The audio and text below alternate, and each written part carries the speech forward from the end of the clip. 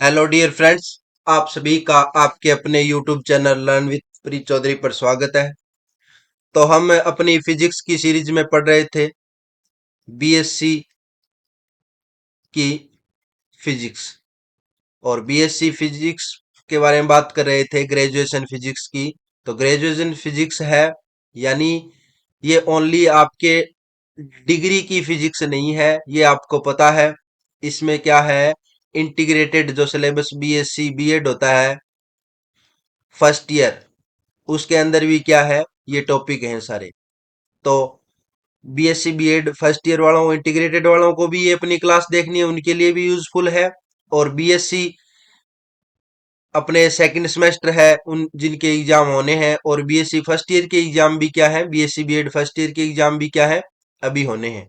तो उन दोनों के लिए क्या है, ये यूजफुल है। और जिनको क्या है, ये फिजिक्स पढ़नी है या कोई लैब असिस्टेंट की तैयारी कर रहा है, तो उनके भी क्या है, ये यूजफुल है। यानी टोटल जिनके फिजिक्स लगती है उन सभी के लिए क्या है, ये टॉपिक इंपॉर्टेंट हो जाते हैं। चलो बात करते हैं। आज हम पढ़ेंगे बार पेंडुलम की। लास्ट हमने क्या पढ़ा था, कंपाउंड पेंडुलम पढ़ा था, पिंड लोलक पढ़ा था, पिंड लोलक। और उसके लिए आवर्तकाल हमने निकाल लिया था, टी का मान 2 पाई रूट L/G, जहां L क्या है, अपने जो पिंड लोलक है उसकी प्रभावी या तुल्य लंबाई होती है। आज हम बात करेंगे बार पेंडुलम यानी छड़ दोलक। तो छड़ दोलक, और उसके लिए फिर क्या है, जी आपका जो आपका गुरुत्वीय त्वरण होता है उसका मान निकालना है, जी का मान। तो देखो, पहले तो बात होती है कि बार पेंडुलम होता क्या है। बार पेंडुलम होता है एक छड़, यानी बार किसको बोलते हो आप, छड़ को बोलते हैं। जैसे ये कोई हमारे पास क्या है, छड़ हो गई। मैं छड़ ड्रॉ करता हूं, ये हमारे पास कोई छड़ है। इस छड़ के अंदर अलग बहुत सारे क्या है, सेम डिस्टेंस के ऊपर छिद्र बने होते हैं इसमें। और इन छिद्रों में क्या है, आप कोई भी एक छिद्र के रिस्पेक्ट में क्या है, आप इसको लटका सकते हो दीवार से। दीवार से लटका लोगे, फिर इसके क्या है, आप इसको थोड़ा सा डिस्प्लेसमेंट करोगे। डिस्प्लेसमेंट करोगे तो गुरुत्वीय केंद्र है उसके सापेक्ष, क्योंकि ग्रेविटेशन इसका बीच में होगा, तो उसके सापेक्ष क्या है, इसमें क्या देख लोगे कि दोलन आ रहा है, तो उसके रिस्पेक्ट में आप टी का मान नोट कर लोगे। और टी का मान की कितने चक्कर ये कितने टाइम में लगा रहा है। यानी पहले आप क्या कर लोगे, मान लिया जब इसको पहले छिद्र में लटकाया तो 5 चक्कर लगा रहा है, ये कितने समय में लगा रहा है, T1 समय में। फिर दूसरे में आपने दूसरे छिद्र से इसको लटकाया, तो आप क्या कहोगे कि इसमें 5 चक्कर ये T2 समय में बना रहा है। और प्रत्येक बार आप इसको ये छिद्र चेंज करोगे तो इसकी लंबाई भी क्या है, चेंज होती जाएगी। लंबाई यानी गुरुत्वीय ये लंबाई होती है, जो छिद्र होता है जिससे आप लटकाते हो और जो अपना ग्रेविटेशन बिंदु है उसके बीच की दूरी होती है, तो ये भी चेंज होती जाएगी। बाद में आप क्या कहोगे कि ये जो आवर्तकाल आया और इसके रिस्पेक्ट में जो लंबाई आई, उन दोनों में आप ग्राफ बनाते हो ना, वो ग्राफ हमने ये ड्रॉ कर रखा है। PQRS ये पॉइंट आते हैं आपके, ये टी हो गया, ये एल हो गया। ठीक है। तो देखो आगे इसकी थ्योरी देखते हैं बार पेंडुलम की। बार पेंडुलम में होता क्या है, ये मैंने आपको बता दिया है। अब देखो कि पिंड दोलक एक आयताकार धातु की छड़ होती है जिसमें विभिन्न छिद्र बने होते हैं। छड़ दोलक को एक सिरे से प्रारंभ कर विभिन्न छिद्रों में क्षैतिज छुरदार लगाकर ऊर्ध्वाधर तल में दोलन करवाते हैं। वही क्या है, दोलन कराओगे आप ऊर्ध्वाधर तल में, ऐसे दोलन करते रहेंगे। प्रत्येक बार छड़ के गुरुत्वीय केंद्र जी से एस की दूरी एल है, यानी दूरी एल है, तथा इसके संगत दोलक का आवर्तकाल ज्ञात करते हैं तथा दोलन काल टी व दूरी एल में ग्राफ खींचते हैं, तो उपरोक्त दो वक्र प्राप्त होते हैं। अपने को दो वक्र प्राप्त होंगे यदि किसी आवर्तकाल T1 पर एक्स अक्ष के समांतर रेखा खींचे। मान लिया कोई हमने आवर्तकाल की बात करेंगे, एक कोई T1 लोगे आप, उसके रिस्पेक्ट में आप क्या कहोगे, एक्स अक्ष के समांतर रेखा खींचोगे तो यह ग्राफ को चार बिंदुओं पे काटेगी। चार बिंदु कौन से, पी क्यू आर एस। जो अपना ये ग्राफ आया है उस ग्राफ में मैंने बता रखे हैं चार बिंदु, ये पी क्यू आर एस, ये बिंदु आते हैं। इनमें पी व आर बिंदु, जो पी और आर बिंदु होते हैं ना, ये तो होते हैं आपके निलंबन बिंदु। वह एस और क्यू बिंदु होते हैं, ये आपके कहलाते हैं केंद्र बिंदु। तब सरल दोलक की लंबाई कितनी आएगी? लंबाई देखो आप पढ़ के आए हो पीछे की एल होती है एल प्लस के स्क्वेयर बटे एल, ये होती है। लेकिन यहां से अगर ये दो बिंदुओं के मान आ गए ना अपने पास, तो सीधी दूरी निकाल सकते हो आप, लंबाई निकाल सकते हो कि पी और आर क्या थे? निलंबन बिंदु थे। तो पी और आर निलंबन बिंदु है, पी और आर निलंबन बिंदु। तो पी आर को जोड़ दो प्लस दूरी निकाल दो, और एस और क्यू क्या है? दोलन केंद्र कहलाते हैं। तो एस और क्यू और इनका क्या है? आधा कर दो दोनों का। तो ये आपकी क्या होती है? लंबाई होती है। ठीक है। और ऊपर मैं ग्राफ आपको दोबारा दिखा देता हूं, देखो ये ग्राफ आएगा पी क्यू आर एस, ये बिंदु है। कोई T1 आवर्तकाल के रिस्पेक्ट में आपने एक्स एक्सिस के क्या है, क्षैतिज एक रेखा खींची है, क्षैतिज रेखा खींची है, जो कि आपके ग्राफ को क्या है, चार पॉइंटों पे डिवाइड करती है, काटती है, इंटरसेक्ट करती है, पी क्यू आर एस। तो इसमें पी और आर पॉइंट होते हैं ना, ये आपके निलंबन बिंदु कहलाते हैं। यानी यहां से आपने क्या है, इसको लटकाया है। और क्यू और एस क्या है, आपके दोलन केंद्र कहलाते हैं। अब देखो बात करते हैं आगे इसमें। तो अपने पास क्या है, जी का फॉर्मूला क्या होता है? एल का मान आएगा अपने पास, अपने को निकालना क्या है, जी निकालना है, गुरुत्वीय त्वरण। तो जी आपको पता है कि T two pi root L बटा जी होता है, एल बटा जी होता है। और अब आप यहां से स्क्वायर करो दोनों तरफ, दोनों तरफ स्क्वायर करोगे तो T square four pi square L बटा जी, ये वैल्यू आएगी अपने पास। और जी का मान निकालूंगा मैं, तो जी को तो इधर भेज दो आप, बटा में है इधर आ जाएगा, फोर पाई स्क्वेयर एल बटा टी स्क्वेयर, ये वैल्यू आ जाएगी अपने पास जी। तो यही इसने लिख रखा है कि G equal to four pi square L बटे टी स्क्वेयर है। तो इसमें क्या कर दोगे आप, एल का मान रख दोगे तो अपने पास जी का मान की गणना की जा सकती है, ये अपने पास वैल्यू होगी। अब देखो नेक्स्ट आता है अपना इसमें मरोड़ी दोलक। मरोड़ी दोलक क्या होता है? इसको बोलते हैं टॉर्सनल पेंडुलम।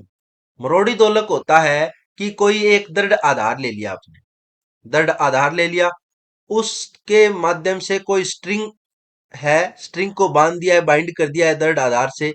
और स्ट्रिंग के नीचे वाले छोर पे आप क्या कर दो, कोई चकती है, या आप क्या कर दो, कोई प्लेट है, इसको लटका दोगे।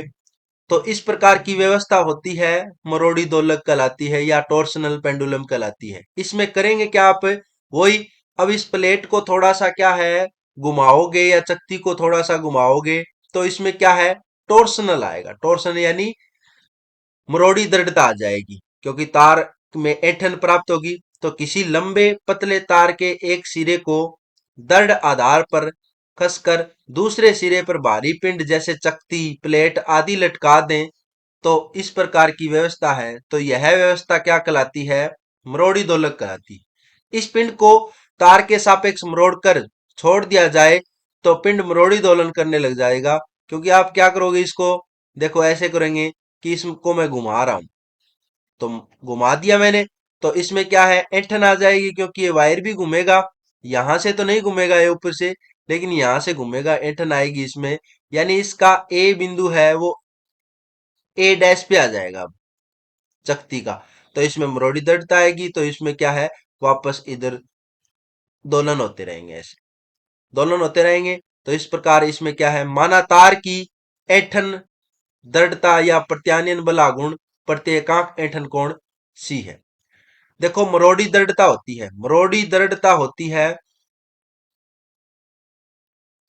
मरोड़ी दृढ़ता, इसको लिखते हैं सी से, और इसका मान होता है टो बाई थीटा, कि एकांक ऐंठन कोण पे जो बल आघूर्ण लगता है ना, उसी को क्या कहते हैं, मरोड़ी दृढ़ता कहते हैं। तो इसीलिए लिखा है इसने कि तार की ऐंठन दृढ़ता या मरोड़ी दृढ़ता प्रत्यानयन बल आघूर्ण प्रति एकांक ऐंठन कोण सी है। तो इसने मरोड़ी दृढ़ता को मान लिया कि सी है, और उसका मान क्या होता है, एकांक ऐंठन कोण पे जो टो बल आघूर्ण लगता है वही आपका सी मरोड़ी दृढ़ता है। तो पिंड को थीटा कोण से मरोड़ने पर तार में प्रत्यानयन बल आघूर्ण कितना होगा, तो प्रत्यानयन बल आघूर्ण टो इक्वल टू कितना हो जाएगा, अगर थीटा कोण से मोड़ रहे हो और मरोड़ी दृढ़ता सी है तो tau equal to C theta हो जाएगा। सिंपल है, क्योंकि इसको अपने क्या है, मल्टीप्लाई करना है इधर। तो टो इक्वल टू वैल्यू आ जाएगी minus C theta. Minus C theta क्यों, क्योंकि ये इसको अपनी विराम अवस्था में लाने का प्रयास करेगा। जिस तरफ आप इसको घुमा रहे हो, जिस तरफ आप इस चक्ति को घुमा रहे हो, उसके अपोजिट लगेगा ये। तो टो इक्वल टू, इसलिए माइनस सी थीटा ये आपने मान लिया है। देखो भाई, अगर आपको हमारी वीडियो पसंद आ रही हो, हमारे द्वारा दिया गया कंटेंट है पसंद आ रहा है, तो आप क्या है, हमारे चैनल को लाइक करें, हमारी वीडियो को लाइक करें और चैनल को सब्सक्राइब करें और ज्यादा से ज्यादा शेयर करें। और लगातार आपको ये क्लासेस देखनी है, ताकि आपका पूरा का पूरा सिलेबस है अच्छे से रिवाइज हो जाए और आपके एग्जाम में क्या है, अच्छे मार्क्स आए। अब देखो, टो का मान आ गया I alpha, tau equal to I D two theta upon D T square. ये आप जानते हो कि अल्फा होता है, अल्फा का मान होता है d two theta upon D T square. Alpha होता है कोणीय त्वरण, और कोणीय त्वरण का मान होता है कोणीय विस्थापन की फॉर्म में डी टू थीटा बटे डी टी स्क्वायर। देखो, कोणीय और रेखीय बात एक ही है, रेखीय त्वरण को आप लिखते हो ए से, और ए का मान आता है d two x upon D T square. यहाँ पे क्या है, एक्स रेखीय विस्थापन होता है, ठीक है।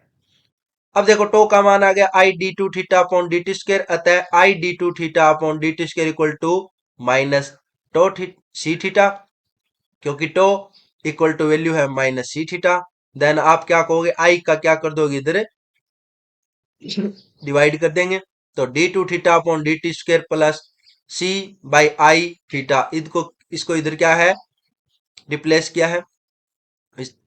और d two theta upon D T square plus omega naught square हमने मान लिया सी बटा आई है, इसको ओमेगा नोड स्क्वायर मान लिया। अब अपना पास क्या है, आवर्तकाल का मान कितना आ जाएगा, टी इक्वल टू होता है, आपको पता ही है आवर्तकाल T equal to two pi upon omega node. Omega node की वैल्यू हमने मान रखी है, ओमेगा नोड मान रखा है हमने, तो ओमेगा नोड की वैल्यू आ जाएगी यहां से सी बटा आई। तो टी का मान आ गया two pi root I by C. ये अपने पास टोर्सनल पेंडुलम है, उसका आवर्तकाल आ गया। नेक्स्ट है अपने पास हेल्महोल्ट्ज अनुनादक, हेल्महोल्ट्ज रेजोनेटर।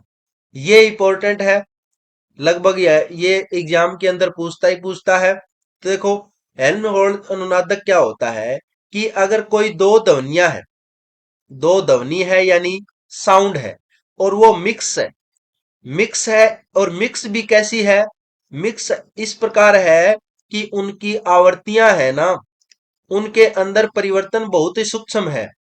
तो आप उनको क्या है, आवृत्ति है, आवृत्ति में परिवर्तन हो रहा है, आवृत्तियां हैं, उनमें परिवर्तन बहुत ही क्या है, सूक्ष्म है। तो आप उनको पहचान नहीं पाओगे कि कौन सी ध्वनि कैसी है। तो इस प्रकार की ध्वनियों में अंतर यानी पहचानने के लिए क्या किया जाता है, हेल्महोल्ट्ज अनुनादक। और अनुनादक का मीन आप समझते हो कि ये रेजोनेंस यानी अनुनाद के सिद्धांत पे आधारित है। तो ये आकृति होती कैसी है, आकृति ये ऐसी होती है कि एक खोखला लट्टू होता है गोल, जिसमें क्या है, दो ये ग्रहणियां बनी होती है, एक बड़ी होती है एक छोटी होती है। ये बी वाली होती है, ये थोड़ी बड़ी होती है, और बी बड़ी होती है क्योंकि इसमें से क्या है, ध्वनि है उसको ग्रहण करवाया जाता है, यानी ध्वनि है अंदर जाएगी बी में से। और सी वाले है, इसको क्या है, कान के पास लगा लिया जाता है सुनने के लिए। तो इस प्रकार आप क्या है, इसमें डिफरेंस पता कर लेते हैं। देखो इसकी थ्योरी, यदि किसी सम्मिश्र ध्वनि में दो स्वरों की आवृत्तियों का अंतर अत्यल्प होता है या उसमें कोई क्षीण सन्नादी वीक हार्मोनिक उपस्थित हो, तब हम कानों द्वारा उनमें भेद नहीं कर सकते। इस प्रकार की आवृत्तियों का पता लगाने के लिए हेल्महोल्ट्ज अनुनादक का प्रयोग किया जाता है। ये मैंने पहले बता दिया। जो अपनी स्वाभाविक आवर्ती के निकट की स्वर आवर्तियों की पहचान कर तीक्ष्ण अनुनाद दर्शाता है। हेल्महोल्ट्ज अनुनादक कांच का बना एक खोखला गोलाकार बल्ब होता है जिसमें दो अभिमुख ग्रीवाएं बनी होती हैं, जिनमें एक ग्रीवा बी सी की तुलना में क्या होती है, लंबी तथा मोटी भी होती है, मोटी होती है तथा जिसका प्रयोग ध्वनि तरंगों के जिसका प्रयोग ध्वनि तरंगों के अधिग्रहण में किया जाता है। पतली तथा छोटी ग्रीवा कौन सी होती है, सी, ग्रहण की गई तरंगों की पहचान करती है जिसे हम कान में लगाकर सुन सकते हैं। जब सम्मिश्र ध्वनि को बी पर आपतित करवाते हैं, देखो सम्मिश्र ध्वनि बी पर आपतित करवाएंगे तो बी के अंदर की वायु में कंपन होगा। बी क्योंकि बाहर से आप, जैसे मैं बोलता हूं तो वातावरण के अंदर जो अपना रूम है, रूम के अंदर क्या है, गैसेज भरी है। यहां से हम बोलते हैं तो बोलेंगे तो क्या है, ये कणों के अंदर क्या है, कंपन ही तो होगा, और कंपन होते होते होते क्या है, ये ध्वनि को आगे क्या है, ट्रांसफर किया जाता है, तो मीडियम मिल गया। तो वही बात यहां है कि अगर बी में से कोई ध्वनि है या साउंड है वो एंटर होगा तो बी के अंदर जो गैस है उनमें कंपन होगा। ध्वनि के अंदर ध्वनि के संपीड़न के कारण नलिका बी में विस्थापन अंदर की ओर होगा। अब ये कोई नलिका है अपनी, ये घोखला लट्टू है और ये अपनी बी है और ये अपनी सी है ग्रीवा। तो इसमें से अगर ध्वनि एंटर करेगी तो ध्वनि के अंदर संपीड़न होगा, अंदर वाली के अंदर तो ध्वनि में क्या है, संपीड़न होगा। तो बी की विस्थापन अंदर की ओर होगा तथा विरलन संपीड़न में विस्थापन अंदर की ओर, विरलन में विस्थापन बाहर की ओर होगा। माना नलिका बी की लंबाई एल है, ये हमने डायग्राम में ही बता रखी है कि लंबाई एल है और अनुप्रस्थ काट क्षेत्रफल इसका ए ले रखा है। उसमें उपस्थित वायु का घनत्व है और डेंसिटी है, जो एयर है इसके अंदर भर रखी है, उस एयर की डेंसिटी क्या है, रो है। तब वायु का द्रव्यमान कितना हो जाएगा, इसके अंदर वायु का द्रव्यमान हो जाएगा ए एल रो। ए एल रो, अब आप कहोगे सर ए एल रो कैसे आया, देखो द्रव्यमान बराबर होता है, द्रव्यमान इक्वल टू होता है घनत्व, बराबर पढ़ते हो आप, घनत्व इक्वल टू द्रव्यमान बटे आयतन। तो द्रव्यमान इक्वल टू हो गया अपने पास घनत्व into volume, density into volume हो गया। और वॉल्यूम आप जानते ही हो, ए इंटू एल, काट क्षेत्रफल इंटू लंबाई होती है, वो आपका वॉल्यूम होता है। तो एम का मान आ गया ए एल रो। अब देखो, माना ध्वनि के संपीड़न के कारण नलिका बी की वायु में अंदर की ओर विस्थापन डिस्प्लेसमेंट हो गया एक्स, तब बल्ब की अंदर वायु के आयतन में कमी कितनी आ जाएगी, आयतन में कमी आएगी, वो कितना, जितना डिस्प्लेसमेंट हुआ है और उसका काट का क्षेत्रफल है, तो ए इंटू एक्स, ये इतनी ही तो कमी आएगी। तथा दाब में वृद्धि, दाब में वृद्धि हमने मान लिया डीपी है, ठीक है। गैस के आयतन प्रत्यास्थता से वायु की प्रत्यास्थता, अब आप पढ़ते आए हो, प्रत्यास्थता गुणांक ई होता है, ई इक्वल टू होता है प्रतिबल बटे विकृति, प्रतिबल बटे आयतन विकृति। आयतन विकृति क्यों लेते हैं यहाँ पे, क्योंकि आयतन में परिवर्तन हो रहा है तो आयतन विकृति, ठीक है। क्षेत्रफल में परिवर्तन होता है तो क्षेत्रफल विकृति आ जाती। ई का मान आ गया। अब देखो प्रतिबल कितना था, यानी दाब, प्रतिबल मीन एज ए दाब कितना है, तो डीपी, और आयतन विकृति कितनी आ जाएगी माइनस में, क्यों, क्योंकि आयतन में क्या हो रही है, कमी हो रही है, तो डीवी। आयतन विकृति, विकृति क्या पढ़ते हो आप, आयतन में, आयतन में परिवर्तन, किसी भी चीज की विकृति निकालते हो बटे प्रारंभिक आयतन, प्रारंभिक आयतन, ये फॉर्मूला होता है। अब क्षेत्रफल में विकृति निकालो तो क्षेत्रफल में परिवर्तन बटे प्रारंभिक क्षेत्रफल, कोई भी चीज हो, किसी में भी निकालनी हो, कोई भी राशि हो, फिजिकल क्वांटिटी हो, उसमें आप क्या है, विकृति निकालोगे, स्ट्रेन निकालोगे, तो उसका क्या है, पहले उसमें कितना चेंजेस हुआ है और इनिशियल उसका वैल्यू कितनी होती है ये मान रख देते हैं। अब देखो डीपी का मान कितना आ गया, DP is equal to E, इधर क्या है मल्टीप्लाई क्या है minus E DV upon V, और डीपी की वैल्यू आ गई ई। डीवी का मान है ही अपने पास, डीवी का मान है ए इंटू एक्स, तो ए एक्स मान रख दिया, DP is equal to minus E और ए एक्स अपॉन वी, ये इक्वेशन एक आ गई।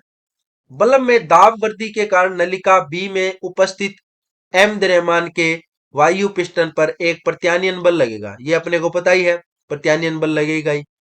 जब तब प्रत्यानयन बल, तो प्रत्यानयन बल एफ का मान कितना होगा, डीपी इंटू ए। आपने पढ़ा होगा कि दाब बराबर होता है बल बटे क्षेत्रफल, तो यहां से बल निकालोगे तो क्या हो जाएगा, दाब इंटू क्षेत्रफल, और दाब यानी प्रतिबल, बात एक ही है।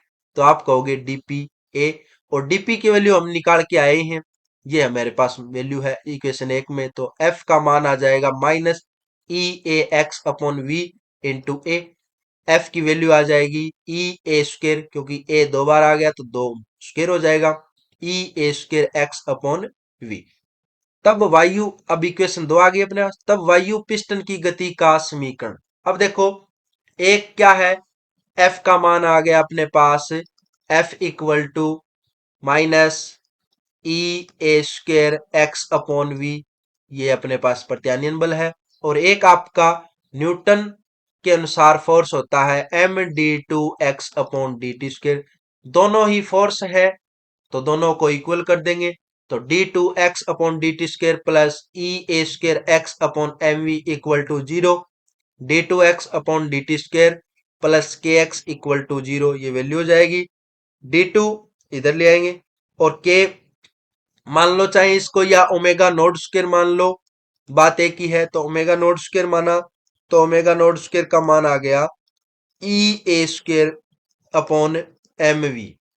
ठीक है, अब सरलावर्त गति को दर्शाती है ये इक्वेशन, अपने को पता ही है, यही कर रहे हैं अपन बार बार कि पहले तो इसका इक्वेशन निकाल रहे हैं, फिर उस इक्वेशन में जो माना हुआ है वहां से क्या है आवर्तकाल निकालते हैं टी, तो टी का मान आ जाएगा अब T equal to two pi upon omega naught, और ओमेगा नोड की हमने वैल्यू मानी हुई है, तो ओमेगा नोड का मान आ जाएगा ई A square upon M V था, तो अब एम वी ऊपर चला जाएगा, ई ए स्क्र बटा में आ जाएगा। आवर्ती निकालते हो, आवर्ती क्या होती है, वन अपॉन आवर्तकाल होती है, आवर्तकाल का इनवर्स होता है ना, वो आपकी आवर्ती होती है, फ्रीक्वेंसी होती है, तो आवर्ती आ जाएगी one upon two pi root E A square upon M V, ये अपने पास यानी उल्टा हो जाएगा, जो अपना फॉर्मूला था ना उसमें वन बाई टी करना है। ठीक है, अब आगे देखो द्रव्यमान क्या था अपने पास, अपने को पता था M into M equal to A rho L, ये वैल्यू आई थी मास की। अब ये मास का मान इधर क्या है टी के अंदर रखोगे, तो टी इक्वल टू वैल्यू आ जाएगी two pi root M V था, तो A L rho V upon E A square, ये वैल्यू आ गई। ए से एक ए कट जाएगा, L rho V upon E A, ये आपका क्या है टी आ गया, आवर्तकाल आ गया। अब देखो एन आवर्ती, तो इसमें ई एक मतलब एल और रो वी इसके फॉर्म के अंदर है ये, तो आवर्ती अभी ये वही उसका उल्टा कर देंगे। अब देखो एक चीज लिखते हैं कि वायु होता है, वायु में ध्वनि का वेग कितना होता है, सी होता है, वो होता है रूट ई अपॉन रो, ये वैल्यू होती है वायु में ध्वनि का चाल होता है या वेग मान लो। तो अब आप जो अपने फॉर्मूले में क्या है, फॉर्मूला था अपना n equal to one upon two pi root E A upon rho L V, तो ये है ना, ये इतनी वैल्यू इसको आप सी लिख सकते हो, तो अपने पास माना जाएगा वन अपॉन टू पाई सी रूट ए अपॉन एल वी, ये अपने पास वैल्यू बन जाएगी आवर्ती की। और आवर्तकाल का क्या है, इसका उल्टा आ जाएगा, टू पाई अपॉन सी हो जाएगा। ठीक है, अब देखो नेक्स्ट है अपना एक समान चुंबकीय क्षेत्र में चुंबक के दोलन, एक समान चुंबकीय क्षेत्र है, उसमें चुंबक के दोलन क्या आएंगे? यूनिफॉर्म आपका क्या है? मैग्नेटिक फील्ड है। और उसके अंदर कोई चुंबक रख रखी है, मैग्नेट रख रखी है, तो उसके अंदर ओसिलेशन होंगे। वो किस प्रकार होंगे? देखो हमने क्या है, ये डायरेक्शन ले ली है कि मैग्नेटिक फील्ड है इधर, ये डायरेक्शन है मैग्नेटिक फील्ड की, ठीक है। और हमने एक चुंबक ले ली है ये, तो चुंबक का ये तो हो गया साउथ पोल, ये नॉर्थ पोल हो गया। अब देखो नॉर्थ है, इस एच की डायरेक्शन में है, तो इधर फोर्स लग जाएगा। हमने एम क्या मान लिया है? चुंबकीय आघूर्ण मान लिया है, तो आपको पता है फोर्स कितना लगेगा? एम एच ऊपर की ओर, और ये एस अपोजिट है, तो M H minus M H नीचे की ओर। 2L इसकी बीच की लंबाई है, और हमने मान लिया कि इसको क्या है? क्षैतिज है। और मान लो कि जो जिस दिशा में आपका चुंबकीय क्षेत्र है या चुंबकीय क्षेत्र की तीव्रता है, उससे क्या है? थीटा एंगल पे इसको लिया है, ठीक है। देखो माना एक चुंबक जिसका चुंबकीय आघूर्ण m है, h तीव्रता के एक समान चुंबकीय क्षेत्र में रखी गई है। यदि चुंबक को थीटा कोण से विस्थापित कर दें तो उस पर दो बराबर तथा विपरीत बल क्रमशः mh तथा माइनस mh लगते हैं।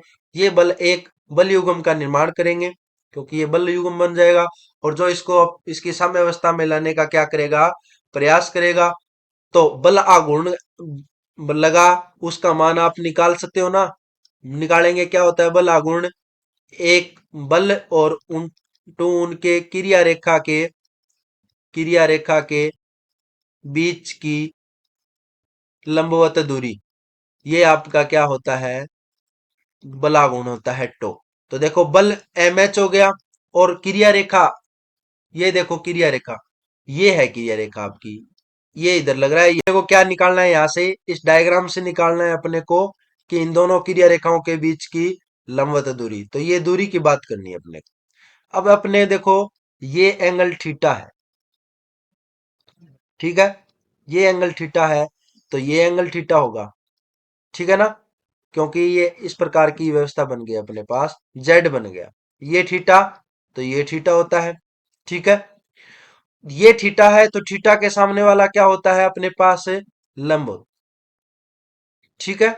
और ये कर्ण है, तो लंब की वैल्यू निकालनी है, कर्ण है अपने पास, तो आपको पता है साइन लग जाएगा। और इसका मान कितना आ जाएगा? 2L साइन थीटा वैल्यू आ जाएगी।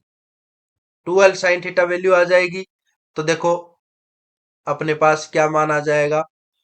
तो M H into 2L sine theta, tau का मान आ गया एम एच साइन थीटा। क्योंकि थीटा क्या है? बहुत ही अल्प है, यानी सूक्ष्म है, तो सी, ये टो का मान आ गया अपने पास एम एच थीटा। ये इक्वेशन बन गई है। यह बल युग्म चुंबक को घुमाकर क्षेत्र के समांतर करने का प्रयास करता है, लेकिन अपने जड़त्व आघूर्ण के कारण, क्योंकि चुंबक में क्या है आपका? जड़त्व आघूर्ण है, मोमेंट ऑफ इनर्शिया है, तो उसके कारण चुंबक विपरीत दिशा में घूम जाता है। यह क्रिया बार बार होती है। चुंबक माध्य स्थिति के परितः दोलन करने लगती है। माना चुंबक के दोलन अक्ष के परितः जड़त्व आघूर्ण आई है, यानी मोमेंट ऑफ इनर्शिया आपने आई ले लिया, तो टो का मान अपने को पता है माइनस एम एच थीटा। और नेगेटिव इसकी विपरीत दिशा को बताती है कि ये आपका उल्टा लगेगा टो, इसको अपोजिट साइन में, यानी जो आपका डायग्राम है, ये चुंबक है, चुंबक तो क्या है अपने आई के कारण इधर आएगी, और ये टो क्या है? इसको इधर ले जाएगा, यानी इसके समांतर करने का प्रयास करेगा। तो ये दोनों ऐसे होते रहेंगे, बल लगते रहेंगे।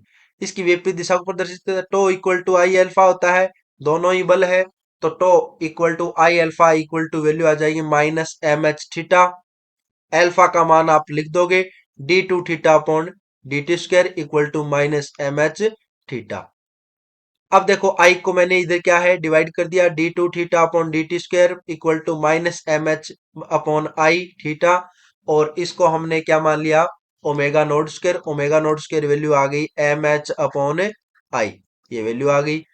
और इसका क्या है, हमने पक्षांतरण कर दिया है, इक्वल साइन से इधर लेके आए, d two theta upon D T square plus omega naught square theta equal to 0। तो ये अपनी क्या है? सरल आवर्त गति की इक्वेशन हो गई। अतः t equal to 2 pi root I upon M H, ये अपने पास क्या आ गया? क्योंकि t इक्वल टू होता है वही 2 पाई अपॉन ओमेगा नोट की वैल्यू रखोगे, तो ये अपने पास आवर्तकाल आ गया। ठीक है, देखो आज की क्लास इतनी ही रहेगी, और अपनी कल हम पढ़ेंगे इसमें विद्युतीय दोलन, एलसी परिपथ। इस सेम ही है, पहले क्या इसमें इक्वेशन निकालो, फिर क्या है आप टी का मान निकाल दो, आवर्तकाल फाइंड करना है अपने को सभी में। पहले इक्वेशन फाइंड करनी है, फिर आपका क्या है आवर्तकाल फाइंड करना है, तो टाइम पीरियड निकालना है। तो आज की क्लास आपको कैसी लगी कमेंट बॉक्स में बताना, और ज्यादा से ज्यादा शेयर करना, हमारी क्लास को लाइक करना, ताकि हमें भी अच्छा लगे और आपके लिए बेहतरीन कंटेंट लेके आए और अच्छी अच्छी वीडियो बनाए। जय हिंद, जय भारत, धन्यवाद।